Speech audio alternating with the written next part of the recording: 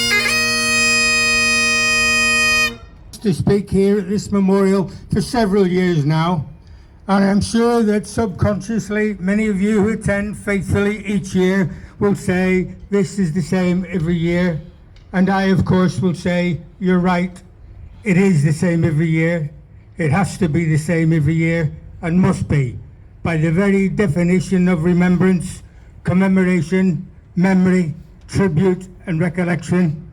It is our privilege, duty and indeed our responsibility to ensure that we don't forget or allow to be forgotten with the passage of time this and the many other terrible atrocities inflicted upon us. To remember is to honour. As we gather here this evening at this most fitting memorial to remember the 49th anniversary of these murders and injuries, we will not forget now, nor with God's help will we ever forget, despite those who wish to draw a line under it at best, or forget that it ever happened at worst. Those who will say, oh well, sure it was over 49 years ago now, maybe it's time to move on. Well, we have an answer for them. We will move on, but we will never forget. We will always remember that God's greatest gift is remembrance. Can I now take the opportunity to thank the BAYARDO Some Association for the kind invitation to participate once again in tonight's proceedings. It is for me indeed both an honour and a privilege, and I am, as always, sincerely humbled. I particularly welcome this evening the survivors and the families of those who were bereaved and injured those 49 long years ago. As we of a certain age will remember, and those of a younger generation will learn to remember, that time and tide waits for no man or woman, and as we have witnessed the gradual, albeit small, fall in numbers annually, and this is without diminishing in any way the total and absolute respect for all of the families bereaved and injured. They, like us, who are gathered here this evening, will never forget, nor allowed to be forgotten, or indeed allowed to be airbrushed from history, that dreadful August evening when these lives were so cruelly and callously taken from us all by the enemies of Ulster.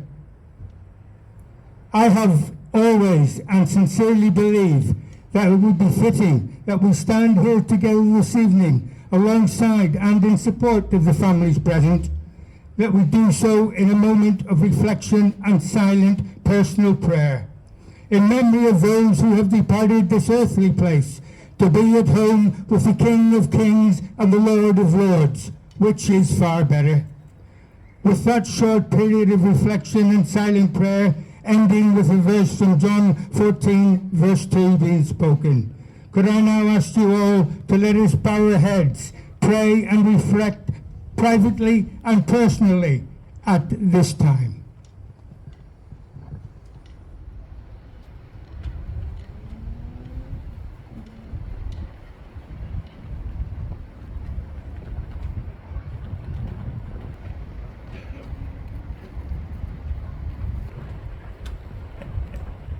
Let not your heart be troubled. You who believe in God, believe also in me. In my Father's house there are many mansions. If it were not so, I would have told you. I am going now to prepare a place for you. And if I go and prepare a place for you, I will come back and welcome you into my presence, so that you also may be where I am. Amen. The BAYARDO Bar atrocity, as many here will well know and remember vividly, took place on this very date 49 years ago on a quiet Wednesday evening on the 13th of August 1975 at this very place behind me here on the Shankill Road. This was one of the many failed attempts by Sinn Féin IRA to demoralise the people of the Shankill, and indeed destroy the loyalist people of the Shankill Road. Attempts that have failed then, as they fail now. They, Sinn Féin IRA, the real enemies of Ulster, have never learnt that the Shankill is quite literally the road of no surrender. Not then, not now, and not ever. That dreadful night 49 years ago, a murder gang from the Ardern Company of the so-called 3rd Battalion of the Provisional IRA, led by Brendan Pick McFarlane, launched a murderous bombing and shooting attack on the BAYARDO Bar here on the then Aberdeen Street. viciously, callously and indiscriminately slaughtering 4 Protestant civilians and 1 member of the Ulster Volunteer Force, and also causing over 50 other non-fatal injuries. They shot and killed 2 men standing outside the bar talking. They threw the duffel bag containing the bomb into the bar, and then they scurried away like the cowardly scum that they were and still are. The families of all us here tonight, in humble remembrance of those who died, and whose names are indelibly written in the marble on this memorial behind us: William John Gracie, 63, and Samuel Gunning, 55, who were gunned down at the door. Joanne McDowell, 29, and Ulster volunteer Hugh Alexander Harris, 21, who died in that blast. With Linda Bell, just 17 years old, dying in hospital on August the 21st that same year from the terrible injuries that she sustained that night. The 3 Sinn Féin IRA murderers, McFarlane, Hamilton and Clark, were quickly captured by the security forces that same night, fleeing from their feral deed. Why they were not shot is a mystery to me, and we can all draw our own conclusions at the way our British government operate. However, they were subsequently sentenced to life imprisonment. Only, unbelievably, to be released as part of the early release scheme, with the leader of the murderous gang of scum, McFarlane himself, receiving a royal pardon during the Blair government at that time. The treachery of the British government, our British government, towards its people here in Ulster was, and still is, absolutely disgusting and astonishing. It was, and still is, clear for all to see that our duplicitous government's policy, even then, was to write the Troubles narrative in a methodology that rampant republicanism was the victim and not the aggressor. But we here tonight all know better. Nevertheless, friends and families and the loyalist people here tonight of the Shankill, we will never be released from the horror and terror of that night, or indeed of the many actions and failings of our government to this very day. I also, if I may, on behalf of the families and friends, express our sincere appreciations to the BAYARDO Some Association, who have organised this event since its inception of this beautiful and fitting memorial. These men and women are a credit to the Shankill Road, reminding us all that they are worthy, without a shadow of doubt, to those words known and said by us all, for God and Ulster. And though through the extension of this fitting memorial and the regenerated memorial in Dundee Street, both of which you can visit at any time, will ensure that these atrocities being committed around the world at this moment helps us to remind everyone that the actions of Sinn Féin IRA were the same and should not and will not ever be forgotten.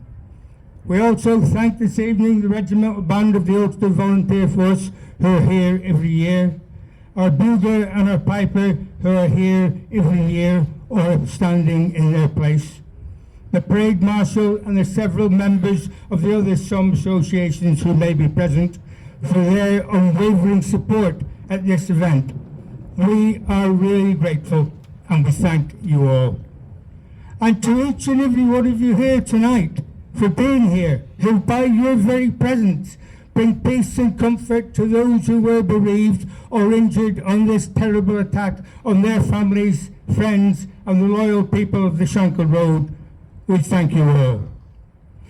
And now, ladies and gentlemen, as we prepare to conclude shortly this service of everlasting remembrance with the traditional bugle call of the last post, the end of the day, signifying in this case the death of those who died that night. The 2-minute silence took for us all to reflect those departed, and the bugle call of Reveille, the beginning of a new day, signifying in this case the beginning of a new life in God's house. It would therefore be appropriate to conclude this part of the proceedings with a quote from the writer Thomas Campbell. To live in hearts we leave behind is not to die. And for someone who is unknown, God has you in his keeping. I have you in my heart.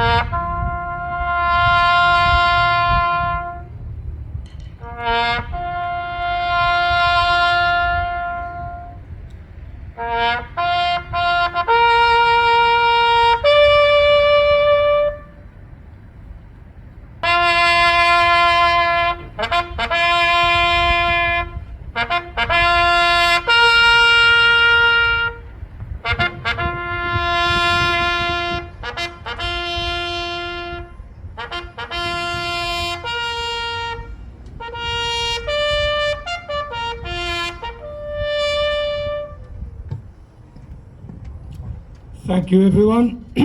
And so, as we began, we conclude with God's words as written by the psalmist in the final verse of that wondrous hymn of remembrance, Abide With Me, a hymn repeatedly sung by the men of the 36th Ulster Division as they prepared to leave their trenches on the morning of the 1st of July 1916. Words we trust that will bring comfort to those who are bereaved and to those who have been injured, and indeed comfort and peace to us all. Hold thou cross before my closing eyes, shine through the gloom and point me to the skies. Heaven's morning breaks and earth's vain shadows flee. In life, in death, O Lord, abide with me. Thank you for your attendance and your respect, and good evening to you all.